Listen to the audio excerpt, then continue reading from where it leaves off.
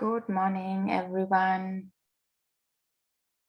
Welcome to our fourth day of our Churning and Writing Retreat. Wonderful to see you all back. I hope you enjoyed yesterday evening and afternoon, the sharing, and we heard a little bit about what it was for you, some share that was wonderful. And today is Sunday, and we have another very, very special guest with us, Caroline Ward from Australia, far away. Many of you know her. She is a dear friend of mine, and I think many of us, as she is such a human, such a natural, wonderful person, a very creative friend, and you know her probably from her two books, The Four Faces of Women. She has written that many years back and created these retreats to empower women. And that's one of her main mission, I would say, to empower individuals, but also groups and larger populations. So she is a leader for change, perceiving the new, which wants to evolve, and supporting people to trust in themselves. So I think we really are very happy to have her with us, or lucky, for this morning session. And again, as always, feel free to type any questions in the chat after her sharing.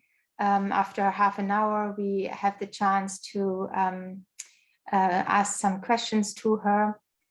Yeah, I mean, many of you also know about her that she lived for many years in Chile, and since the recent years, she's back in Australia. And so she has really a good, I think,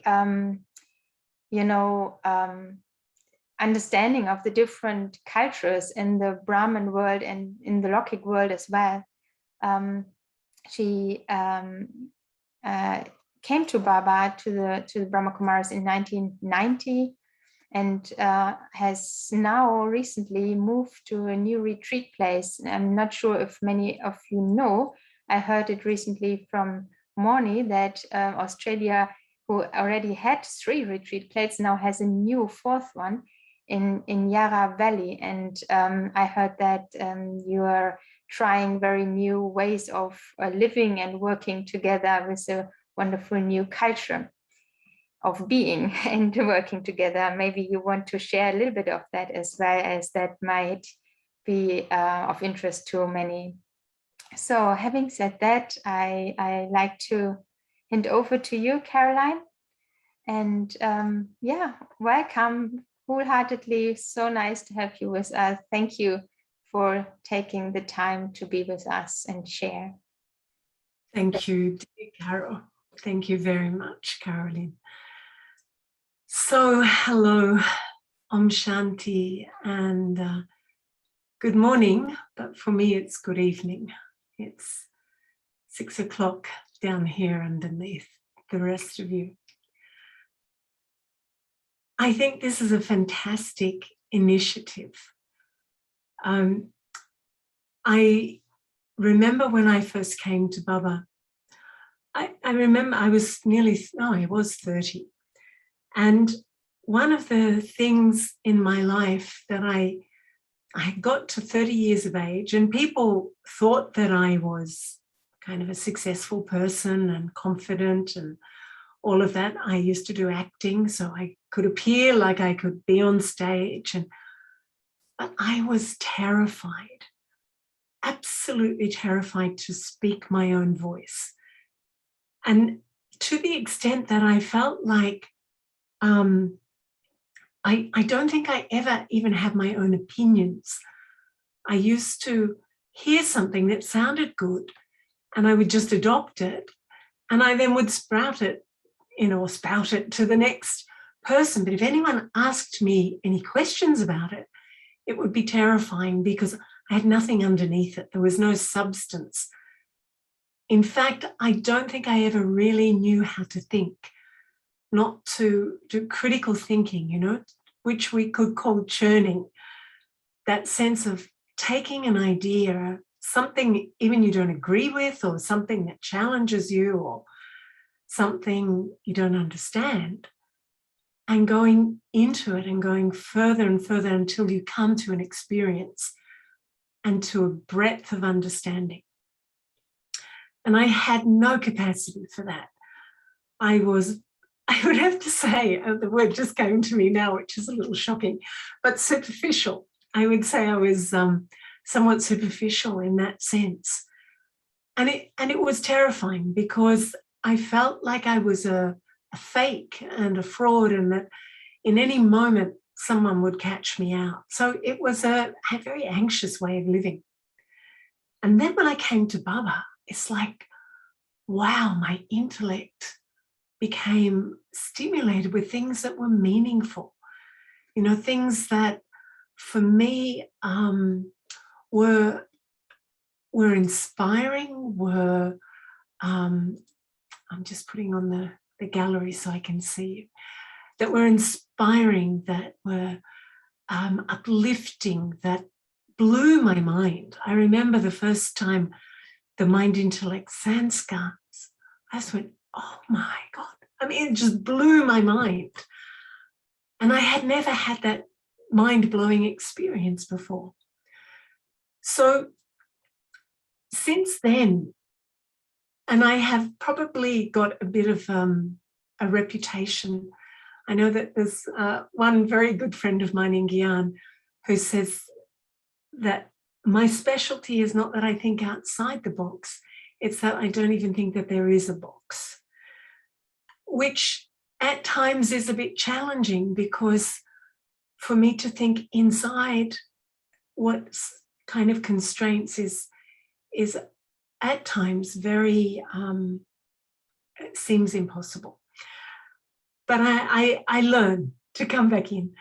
I just want to recap I watched the last 3 episodes in this series, and I think so much richness. And, I love Wendy's very, dynamic entry into churning, and you just take it on, and you and Baba and the lines and the rules, and you have to get uncomfortable and, allow yourself to be uncomfortable, which I think is tremendous, because it is about challenging what we think we know and challenging the limits. And I think I want to say one thing as an opener and then move on, is that, often when we come into Gyan, it's about,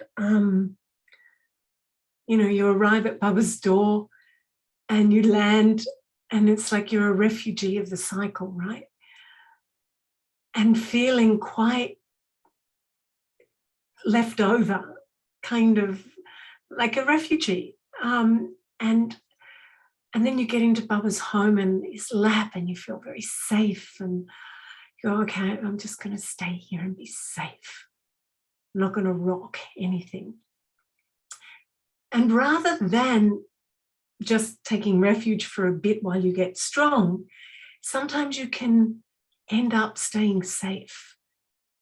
And you look around at the culture and you go, well, what can I do? What can't I do? I remember I went, oh, I love this place. What do I have to do to be able to stay here and come back? And I heard myself say that. So that was really helpful to go, whoa, hang on a sec. You'll never arrive at your own kingdom, your truth of yourself, if you're still looking to conform and be acceptable. So I would say I haven't been always acceptable, and that's been sometimes, painful. But I think I've at least not been comfortable. I've challenged myself, and I've allowed myself to be challenged. And to understand, as Wendy was saying, what is it that I actually believe? I loved Aruna's, you got to bring the creativity in, ask questions, stories. Jim was all about stories as well, beginning, middle, and end, symbology, and that Baba teaches us in metaphor, and we take it often very literally. So I've even got to the point now, and this is going to sound slightly heretical, But doesn't matter to me if there is really in the future an emperor and empress called Lakshmi and Narayan and a golden age called whatever. I don't mind if there is or there isn't. But for me, what's really important is when I listen to the Murli about that story, how am I understanding the kingdom of myself? Where is the divine feminine and the divine masculine in the sovereignty of my own being? And he says it's Lakshmi, then Narayan. It's never Narayan and Lakshmi. So I have to learn about leading from the feminine, allowing for that. What does that mean? And so then it's not about, well, I'm sitting waiting for the golden age to come.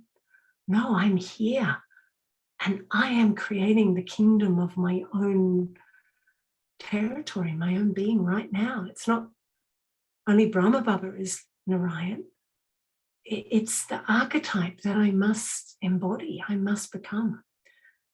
So for me, that's been a big shift in recent times, and I might shift again. And I felt challenged when I went there. I went, oh, can I really say this? And then I started to find it was so much more dynamic. And then I could write things and speak things to people that made sense. And I could talk about Lakshmi and Narayan in a way about mythology and how it brings me to my own truth and completeness. And it became very alive. And I think that's key. When is it alive?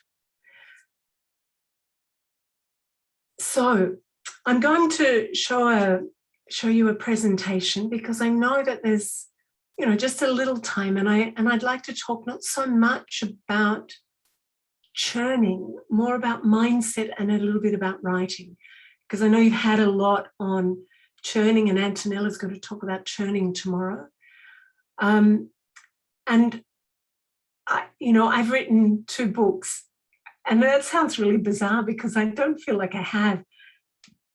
My friend Angelica, when I went to Chile, took me to the beach, got me a house, took me to the beach with food and left me there. And I didn't have a car. I had nowhere to go. I didn't speak Spanish. And she said, now you can write the book. That was it. I had nothing else to do, and I avoided it. I went for walks, and in the end I wrote it. And I wrote it. And I went, oh, the days are going, and I wrote it. And then the next thing was we had a project which was called My Courage, Your Courage. And in the big team, someone said, we should write a book. And there was a producer, and someone was writing stories, and I was writing the container of the book. So there was a second book. So I feel like saying yes is a really good strategy. Always say yes to things that come. Now, I'm going to go to the presentation. So I just have to put that down there. One moment. So for me, this whole thing of writing, it's really just about finding out what is my voice. And when I say my voice, yes, it's my physical voice, it's my written voice, but it's what is my authentic, what is my truth? We're going to the land of truth. I can't just go there unless I am in my truth, because we are creating the future. It's not like it's somewhere and we'll land there. We're becoming truth-filled, and being that way gives rise to a new world, right? So how is my voice, my really authentic voice? And how do I discover that? And I find that writing helps me kind of move through the layers of what are the inauthentic voices, perhaps. And as I think Aruna said, you have to, and also Wendy, you have to have courage, because it's the courage to enter a whole new world. And in the Murli tomorrow, for me tomorrow, Monday, Barbara is, well, for you too, Barbara is talking about dying alive, and it's not a small thing. my authentic voice is not Carolyn Ward's voice. It's some other truth that emerges. So what are the conditions that allow that to happen? So when Baba says, as in the beginning, so in the end, I did a survey a number of years ago, and I emailed to about 30 people around the world, and I said, what does that mean to you? Because it's been with me forever. And I got all sorts of answers back. But for me, it's about, in the beginning, they didn't know the answers. They couldn't say, this is how it is. It was all discovery. And they found out they were wrong about some of the beliefs that they held true, like Brahma Baba is God. And they put that aside and they started again. And you just think, wow, imagine that. You don't have to be right. You just have to be willing to explore. And I like this saying from Alice in Wonderland, from the Red Queen. You know, Alice laughs and says, there's no use trying. She said, one can't believe impossible things. I dare say you haven't had much practice, said the Queen. When I was younger, I always did it for half an hour a day. Why, sometimes I believed as many as 6 impossible things before breakfast. And I think this is really what churning and writing is about. It's about stretching out the edges of what we think we know. And when we come to Baba, we go, okay, that's good. Now I know. This is God. This is the cycle. This is who I am. I'm a soul. I'm a point of light.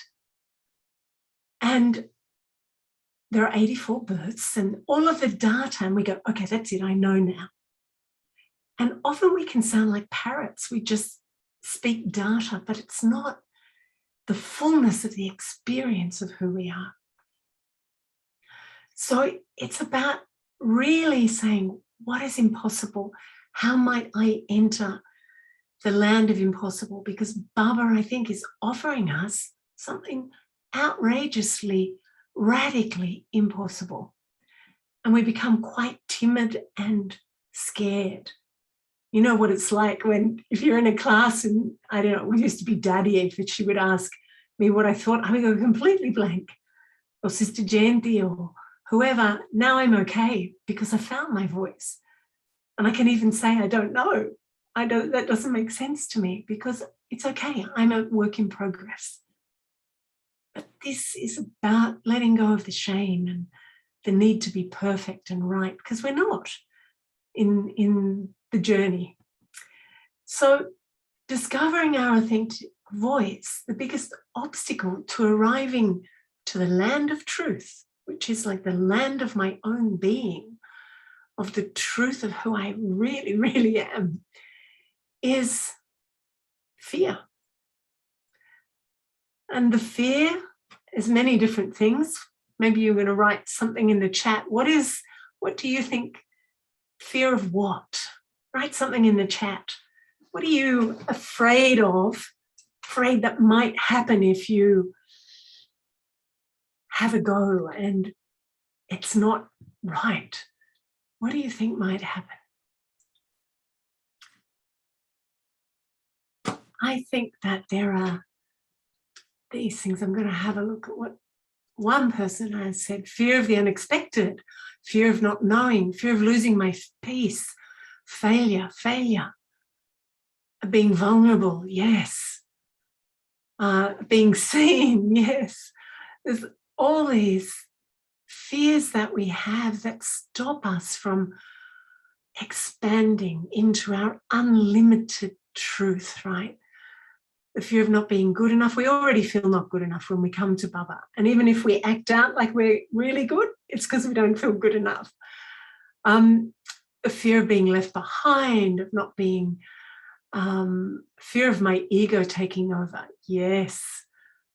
And that'll be embarrassing, right? Everyone else will see it and then I'll realize later and I'll be shamed, I'll be shocked, it'll be terrible, of not succeeding. Oh, fear of seeing myself. Yeah, like we have a lot of shame. We come to Baba with a lot of shame and fear and all those things that accompany body consciousness, right? So of being judged by others. And when we turn up, of course, we think everyone's perfect, right? Everyone's already an angel. And then we find out that's actually not true. And that can be shocking at times. But when we really just know that we're all work in progress and Baba's seeing us as we really are. And so, we don't want to look and feel stupid and all these things. But one Murli, I remember Baba saying, you have to make a golden aged brain. He didn't say mind, he said brain. And, now we know about neuroscience. We know that our neurology, our brains are wired. They're hardwired according to our patterns of being. So our old consciousness, our body consciousness, all the fear, the confusion, anxiety, the negativity, the beliefs we have, it's all sitting there. And so then when we sit to listen to the Murli, or we look at ourselves, we look through that hard wiring and we listen to the Murli through our fear, through, for me, when, Baba would talk about being a sinner, or I'd just be like straight back to my Catholicism and I'd have such reaction. And this is what I found for myself now listening to the Murli. When I find if I react, I want to resist some things that I hear, then I know that that's my hardwired body consciousness. Because even if it is a bad translation or it's not a complete, channeling of the divine, it's some of Brahma Baba's process talking to a different group, doesn't matter. If it's grabbing a hold of me, it's because I'm still living in that dualistic self of fight and reaction and, resistance. So the Murli helps me see my brain wiring and which are the sanskars, right? The sanskars are wired in. And we don't want to accept them, but they sabotage us. So this is the first step in writing, in using writing. If you haven't already tried this before, it's from a book called The Artist's Way. And it's called Morning Pages. And you might want to do it after Amrit Vela. That's when I've found it to be very helpful, because you've got a bit of a time there, or any time that and it's good first thing in the morning. And you just write 3 A4 pages and you write them, they're handwritten. And you don't stop, you just keep writing. And if you don't have anything coming, you just go, this is a really silly exercise. I really wish I was doing something else. And it's not about writing something intelligent or clever or creative. It's just taking out. It's cleaning the chit, clearing out all of that kind of junk that we've got in, all our beliefs, all our emotions, all of the stuff that gets in the way of our authentic voice, all of the things that we are pretending that we're not. We're om-shantying around, we're being good, but we're full of different stories going on unless we get them out. So Morning Pages just dumps it all out. And you want to finish in 1 page, but don't. You do it for 3 pages. And I would say do this for a week. You can do it for a lot longer, but you'll find it's really helpful. And just do everything as an experiment. Observe, notice. So the second objective of this is you get below the tip of the iceberg of what you think is going on. And there's no judgment, no shame. All you're doing is releasing energy. You're releasing things that have been buried there. Because you're trying to do new things and find the new true self, the soul conscious self. But there's this sabotaging that's going on. And this is a really healthy way of just getting it out. You do not reread what you've written. It's not necessary. This is just about removing the top layers and the emotions. And then the other objective is what you're trying to do. I feel a bit like a train and you're in your morning. Sorry, I just know we've got limited time, so I'm trying not to take too long. But the third objective is that then you start to create this sort of inner spaciousness. Spaciousness is the best word, I think. And that's when you start to capture touchings and inspiration, insights. When something catches your attention in the murali, you don't even know what it is, or it just seems like something ordinary or a simple sentence, but you go, oh, there's something there. And you write it down. And then that becomes something you start to connect with something else, and you churn on that, or you decide to write on that. And what you start to do is you're building these new golden neurological pathways that become luminous. And they become the bridge for you to enter a new kingdom of yourself.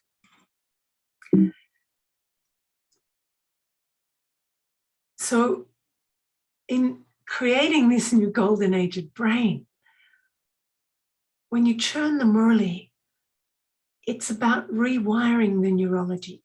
And you would have had this experience when you churn.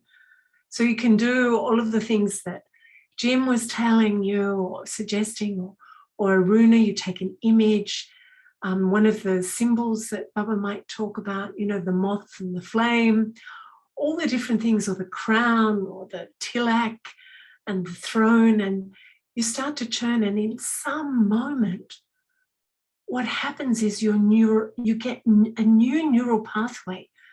There are neurotransmitters and synapses in the brain that explode. And this is called a dissipative pop. When what you thought you knew disappears and you pop through to a new level of seeing. And it illuminates. If you watch neurological video, you see when a new neural pathway begins with some new understanding, there's light. It's like electrical impulse, a whole explosion of light happens. And you feel that in your brain. It's inspiration. And then you've got wow, and you see in a totally different way. And then it triggers all these other neural connections, and then you start seeing something else in the murali, goes with that in the murali, and it dissolves your old beliefs. Because wherever you've got beliefs and there's rigidity around, I believe this, we believe, and it's dogmatic, you've kind of got stuck in some mind thing rather than becoming it. Baba once said something that, he said it many times, but it struck me when he said it, that to know something means to become. So if we haven't become it and we're delivering it like this is how it is, it's just a belief.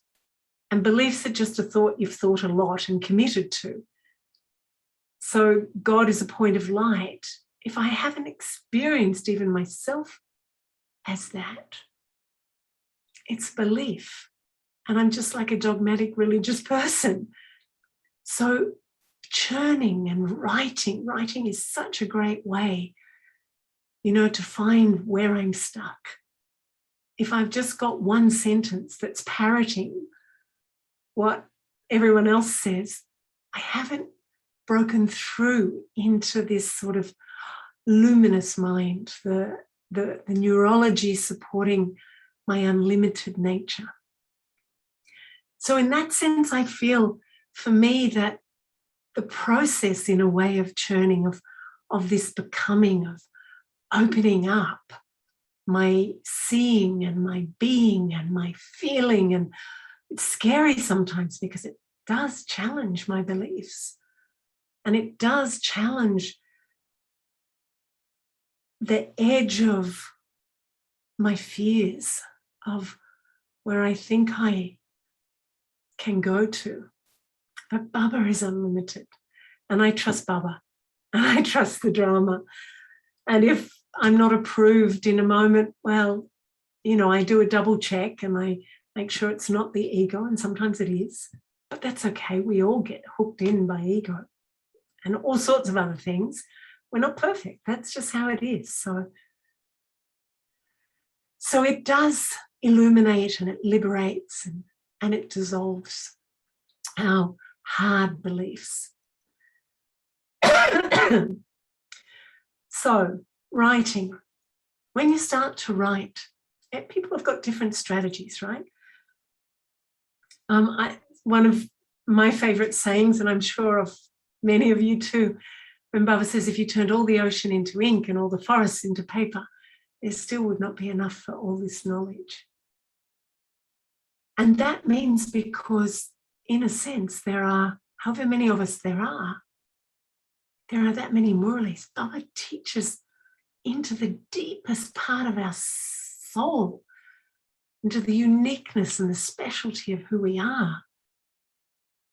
He speaks this one Murali, and he's speaking into 900,000 receivers, and we all receive it differently. Isn't that extraordinary? And so as each one takes something from the Murali, it becomes bigger than the oceans.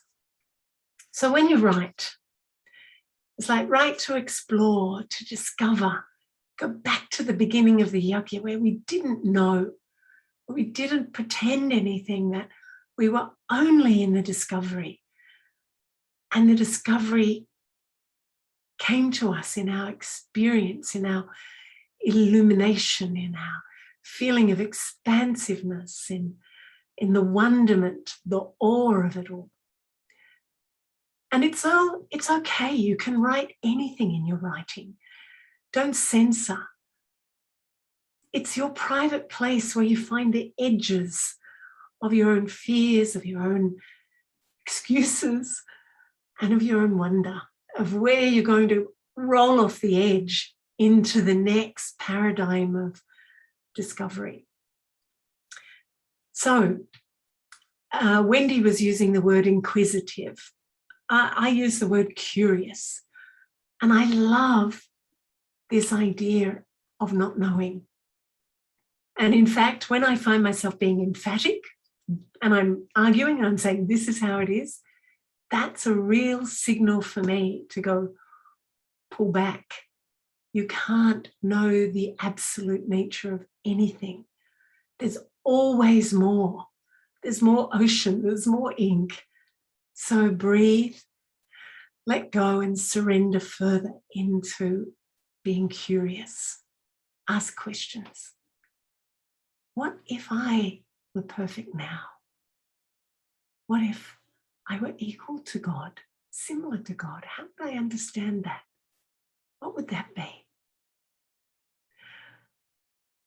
And then be a student, challenge even the Murali. Challenge with yourself, go, I don't think I agree with that. I don't know, I don't like that. Because truth can't be destroyed. And that's sitting inside you. So there's some part of you that's in struggle and fighting. So where there's fight, you can't flow and you can't move forward. So you need to engage with it. You need to say, okay, what is it about that I don't like? Who's not liking it? Which part of my sub-personalities? And be honest about, like, how does it make me feel? I'm resistant. I feel like a victim. I feel hopeless. Like I have to know those because they're the saboteurs. And they're not the truth, but they're present and I have to clean them. And they're a good place to start. So for me, if I find myself using my emotions or feelings as a kind of gauge, as a way of measuring where I am in this coming back to oneness, which for me, the whole game is golden ages where there is no other, there's no outside, there's no exclusion, there's no rejection of any part of me or anyone else. Everything is part, and it's one. So I need to be that now. And that means I've got to include, I've got to ask, what is that? And then I can ask the question, okay, if this is God, okay, even I don't have to say this is God, I can say to my subconscious that's reacting, okay, so if this is God, how could I understand this in a way that was godlike, that was beneficial, that was going to uplift me, nurture me, bring me home? How could I understand it? And then what happens is the resistance or the belief that was in the way of that flow of energy just dissolves, because your intellect will want to look for an answer to that question. Whereas the other part of you that's resisting, that's fighting, is just against. As soon as you say, if I could understand it, how could I? Oh, I could understand it like this, or like this, or like that, or maybe like this. So then it's like the floodgates open and you're moving again, because you always just want to be moving forward. Okay, so these are two practices that I want to offer you for today, apart from the morning pages. I find these just really healthy ones for churning, but for writing also. So to take a sentence from a Sakar Murli that you would never say to anyone who wasn't a BK, like, for example, consider yourselves to be souls and forget those bodies. That's from tomorrow's Murli. And the exercise, say you meet someone on a bus and they need help, this time has really got to them. How could you use that point to uplift them, to make them feel better? If they were feeling depressed or lost or sad or suicidal, how could you take that and use different language, normal language, no Brahmanisms, and uplift them and give them hope? And this is a great exercise to make the knowledge yours, so that in any context, you've got something jewel-like to present to someone that makes them feel valuable. And then the second one is from sales people, a 90-second elevator pitch. And so you meet someone you know in the elevator. You haven't seen them since becoming a BK. They say, wow, you look different. What are you doing now? So what do you say? And this is about your story, your voice. How do you speak authentically into your life, your choice? This is what I am about. For me, I say, I'm committed to bringing about harmony in the world. I think we've created hell so we can create heaven. And that's where my energy goes. And I think it happens through the way we perceive and who we are and the way we look at each other and the way we understand ourselves before, beyond, and even whilst with this incredible thing called the body, which is matter. And I think that we can make heaven here. So that's my story. It's my elevator pitch. I mean, I might do it differently, but what's yours? Is it about empowerment? Is it about God? Is it about, ending suffering? What is yours? How would you own this life and the power of it? So these two small practices, they look small, but they're quite challenging, I can tell you. But once you get it, and maybe you can share them in the groups this afternoon, but once you get them, it's like you start to find confidence in your voice, in the way that you own this life, and you become the master creator, so that it feeds back to you all the beauty that you create in it. So writing is just the joy of discovery, delight in it, what you're discovering. And then when something sparks and you get that pop, take it into your yoga, into the way you be in life.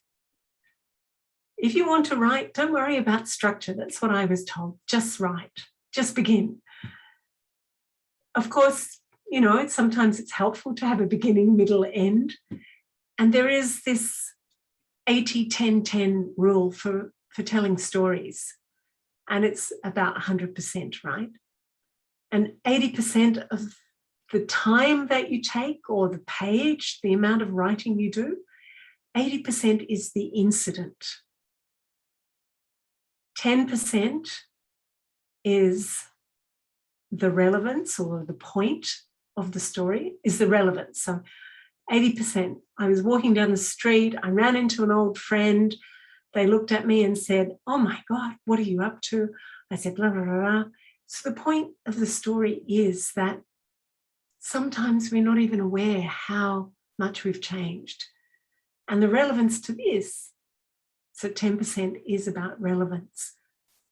When you're writing, you'll start to find yourself becoming more and more true to who you really are underneath all those, you know, kappas, layers.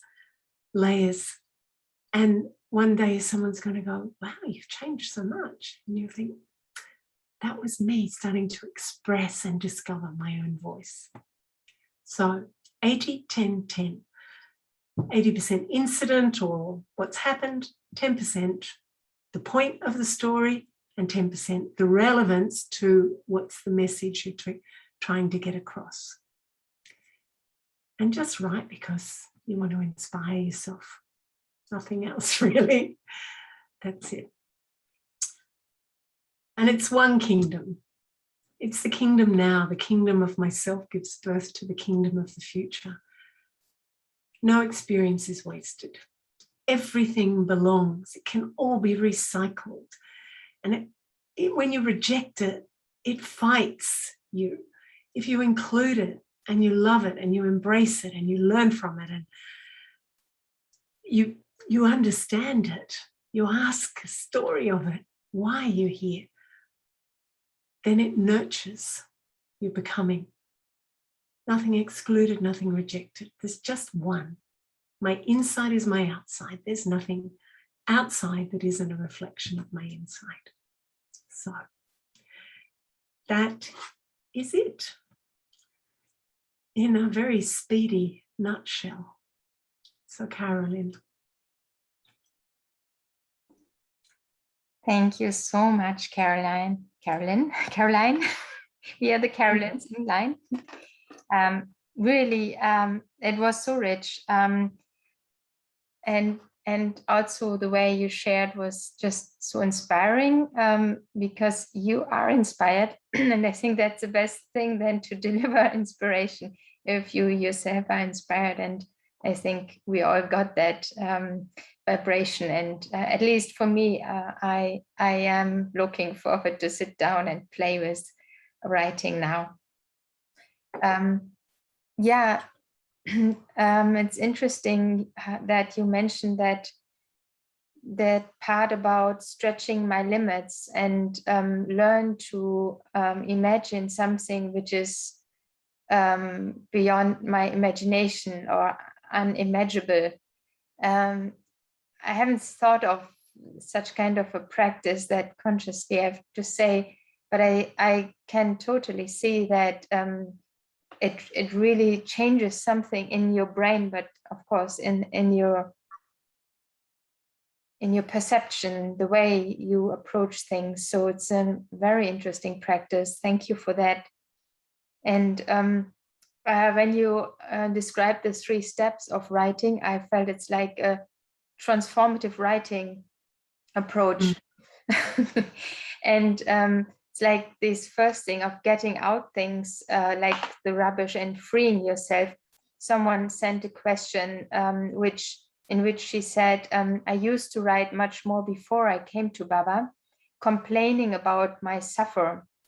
Now I feel I don't need to write as I used to. Are you still using writing? It is easy for you. It is easy for you, or is the question, is it easy for you?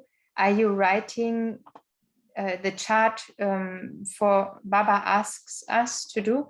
I think this first part where the sister is talking about her previous practice of writing before Baba, about writing about complaining and one's own suffer, fits to this cleaning out the self.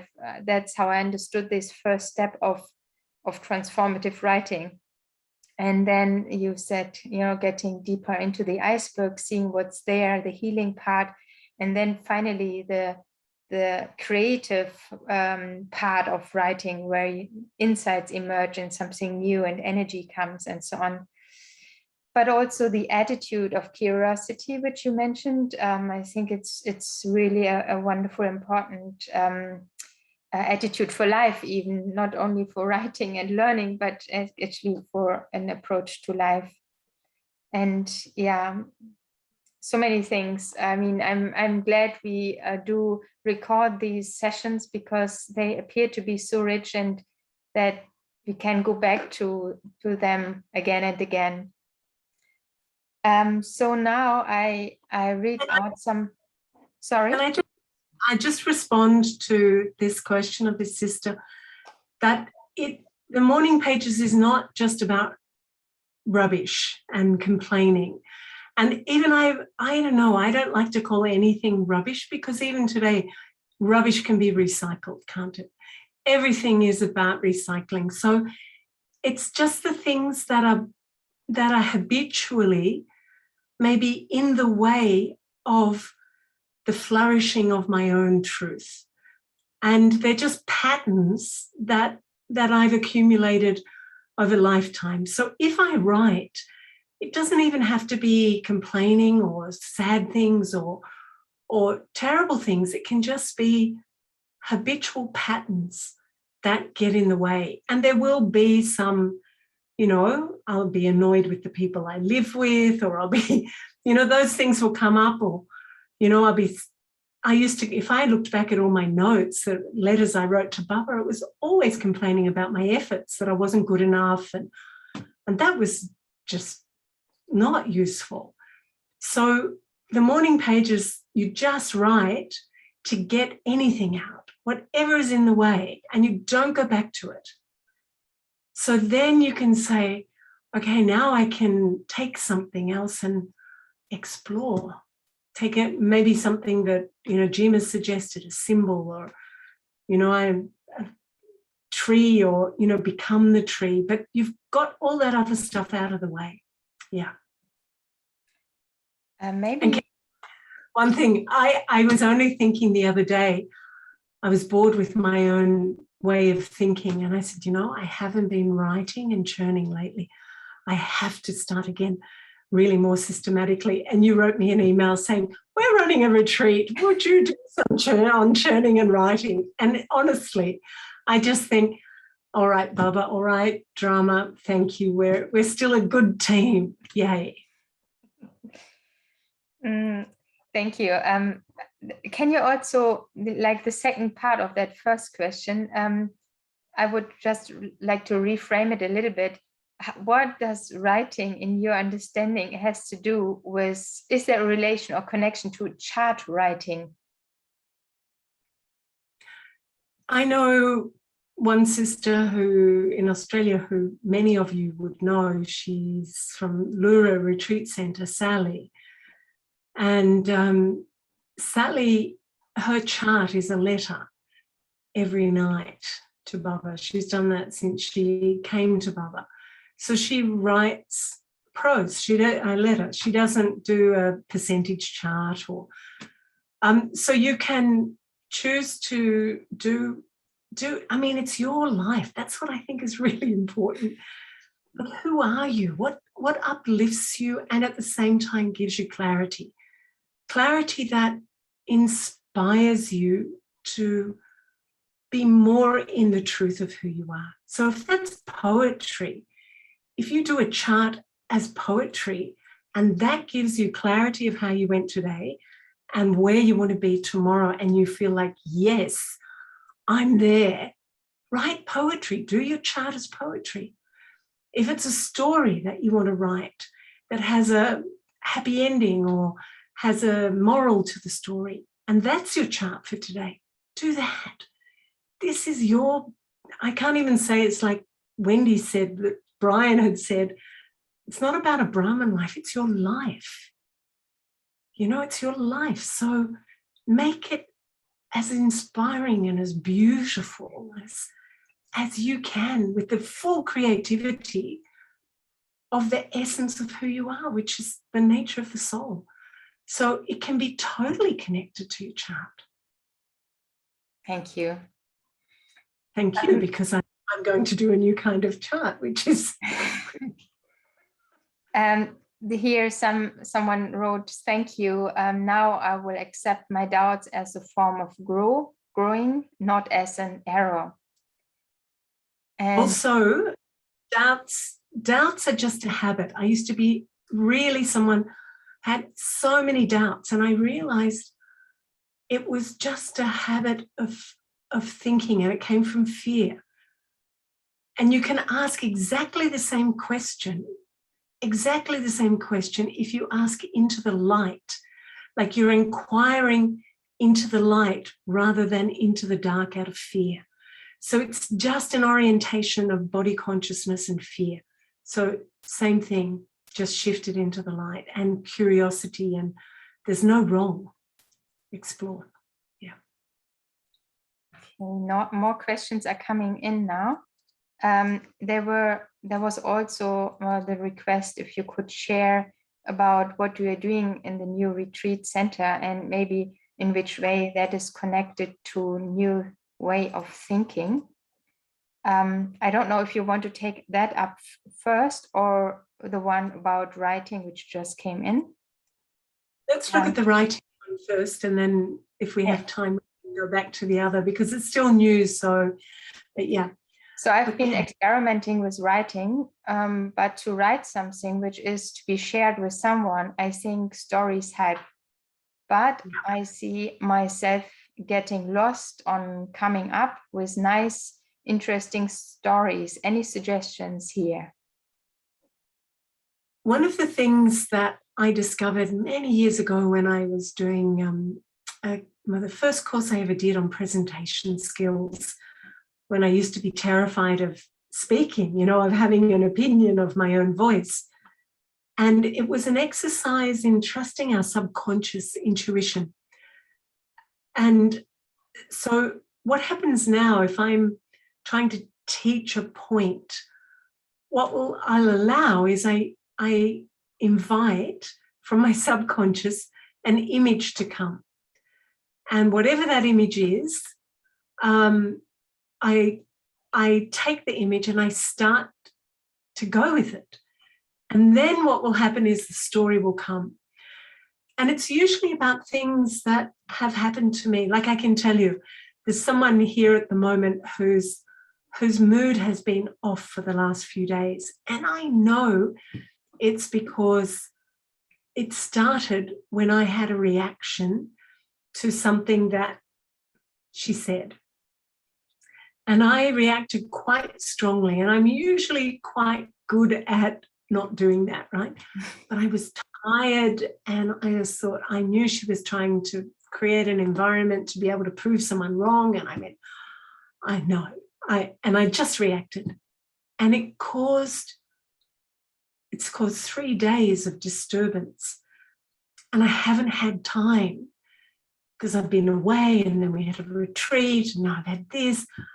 And I'm just watching the sort of chaos that I've created by being tired and reactive. And the day before in the Murali, Baba said, if you're tired, do you remember this? If you're tired, you're body conscious. Yes. And there's no escaping it.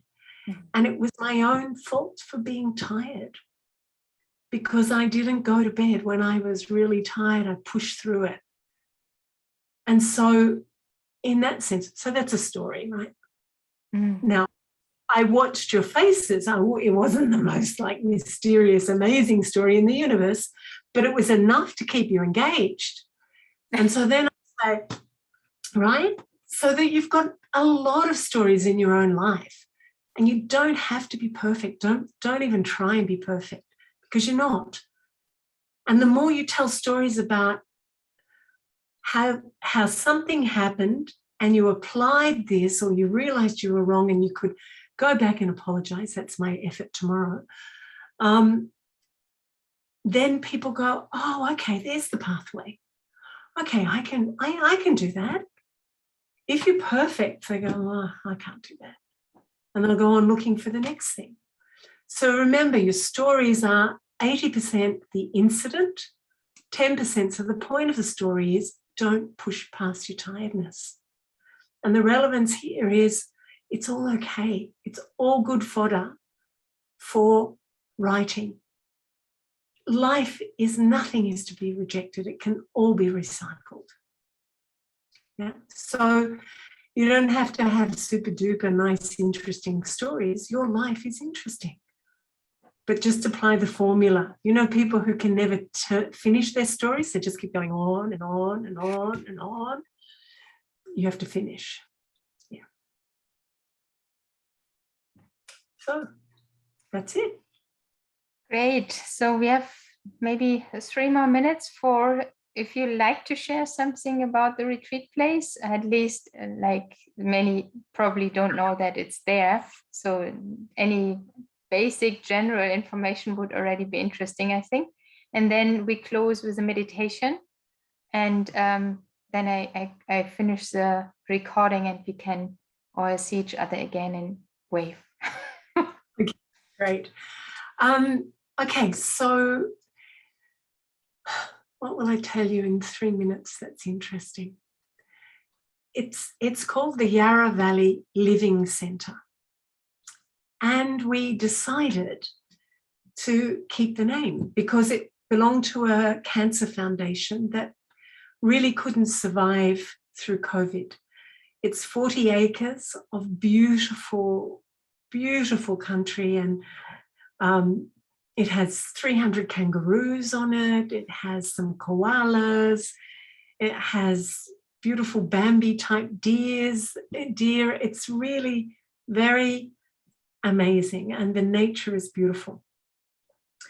So, and one of the interesting things, one of the conditions by which we were able to get the place is that we must stick to a completely plant-based diet. So no dairy. So it means we have to move towards veganism, like immediately. We can't stay attached to our cheese and our milk chai and all of that. There's no excuse. So we're taking it that this is in drama. Oh, and the meditation rooms are octagonal. So there's no front of the room. They're like circular. Ah, okay. Circular. There's a big sanctuary meditation that's really beautiful. It's like up in the treetops and windows all around. And then there's a smaller one, and they're both similar. So there's no front and no back of the room. It's all in a circle. So we go, okay, that's interesting. As we move towards oneness and everything's included. And so that's interesting. And we believe, or we're open to the possibility that Baba and Drama are inviting us into something more inclusive that includes nature, that we practice not just doing service and programs, but we practice being with nature, being with the animals, being with each other. So we don't, like I said, I gave the example of what happened that caused some glitch in our relationship, not just me and the other person, but in the team. And we're committed to not letting that kind of thing sit underneath. We all do our own work on ourselves, but we also have spaces where we air things in a way that's healthy, and where we take responsibility, and we also will say, hang on a second, that felt really strange when that happened, and I felt, that there was something out of order. So we'll have difficult conversations as well. The commitment is that we keep clearing the yagya space. It's not called the Brahma Kumaris, it's called the Yarra Valley Living Centre. It is operated by Brahma Kumaris. And the thinking is that we're just waiting and seeing how we can live more golden aged like, and tell less and be more. So that's the experiment, and we'll see. But at the moment, all our retreats keep getting cancelled because of COVID lockdown. We shall see. Yeah, so there's 6 of us here. Thank you, Caroline, for sharing. And Susanne writes, thanks, Caroline. I just read it out. For sharing from the heart, for accepting light and open way. It was a very uplifting and just what I needed at this point. Someone asked for an email ID to reach out to you. It's easy. It's caroline@carolineward.com. So it's easy. Yeah. I think that just one comment on what you shared. In the first day, we introduced the dialogue in the afternoon, where I shared that one of my longing is really that we in the Brahmin community, Brahmin family, create more of the culture of being and working together, where we are in touch with each other, where we are really, really practice more the authentic sensitivity and perceiving one another's where we are and what we create together, rather than, we are often very busy, and that's okay. I also like to be active, but that's not an excuse to move into a business culture or an action orientated culture where the personal encounter and connectedness is being lost. And at the same time, it's something really to practice. It's like, for me, like meditation, where over time your perception becomes more subtle, and the same thing with our relationships. It's become more subtle, and you face your own shortcomings and all of that. So what you said in that sense relates very much to one of the intention of this retreat, where we kind of really practice sharing and dialoguing together, where we are more sensitive to what the other said rather than just what's in my head. Maybe you can write the email into the chat. That's more easy. Yeah, so that's to end for this morning, and we will put the recording on the YouTube channel. So if you want to go back to the explanation of the practice, the homework for today, please do that. And then see you in the afternoon, and enjoy your day. Thank you for participating. Om Shanti, and over to Caroline again for guiding us into a nice meditation. Yeah, okay. Okay, so let's see what is to happen here. So I think this idea of being really, present to the presence of our own being. Nothing to prove, nothing to do, nothing to hide. Imagine that. Imagine. Just here. That I could let everything that isn't truly me, I could just let it dissolve and fall off like an old overcoat.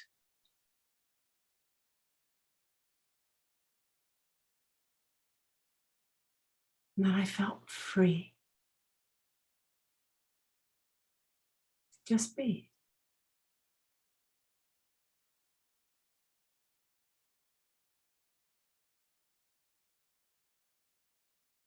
What might that feel like?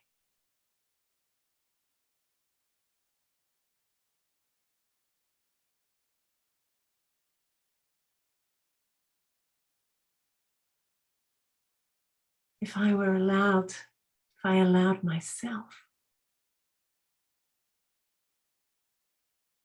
to shine. No pressure. Just shine. Naturally.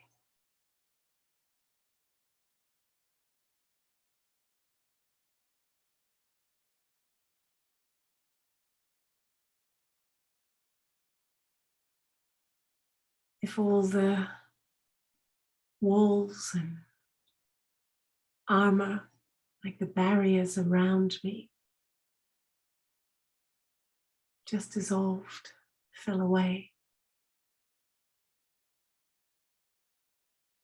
And here I am,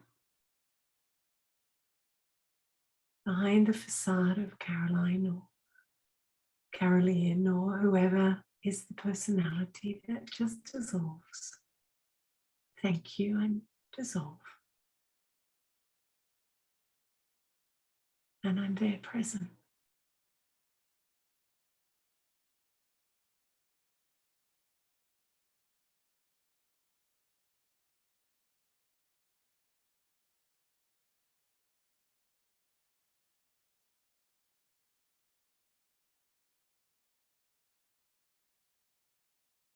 And what if I could embrace and allow every part that ever was to just be there? Like great parts I played on the stage of life. Wow, thank you. And goodbye.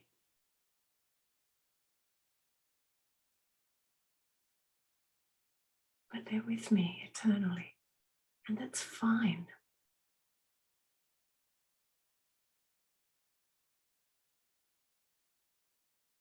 And here, leaning into the light of the ever-present parent,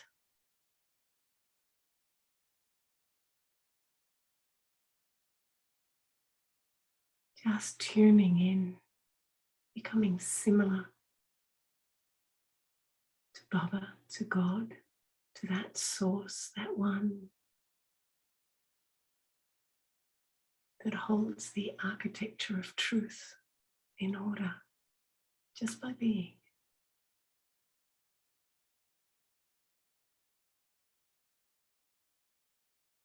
How easy it is to be similar.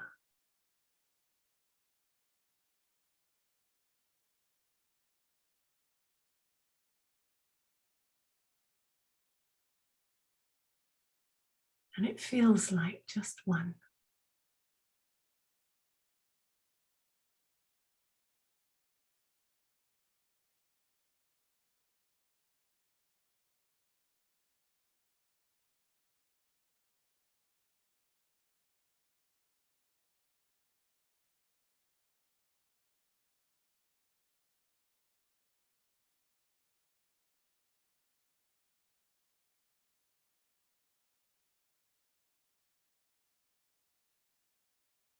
And how easy it is to just let something dissolve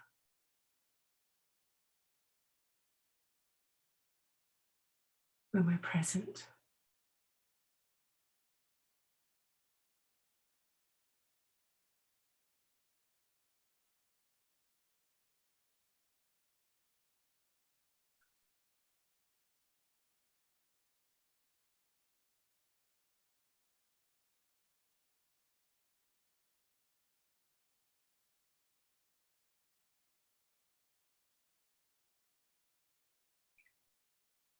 And just in this moment, as we're all present here, just to tune into each other as eternal companions, brothers, sisters of the one parent, family, forever, eternally.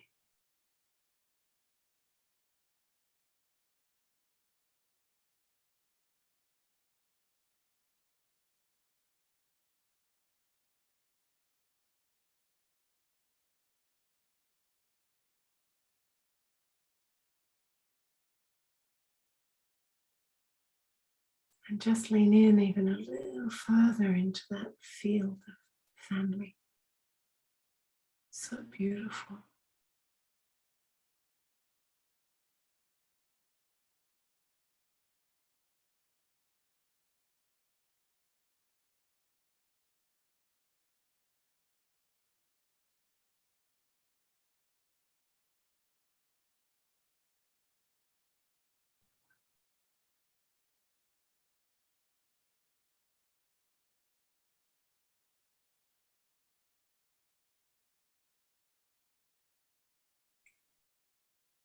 And that's the magic of this amazing life. Just a single intention, and we're together.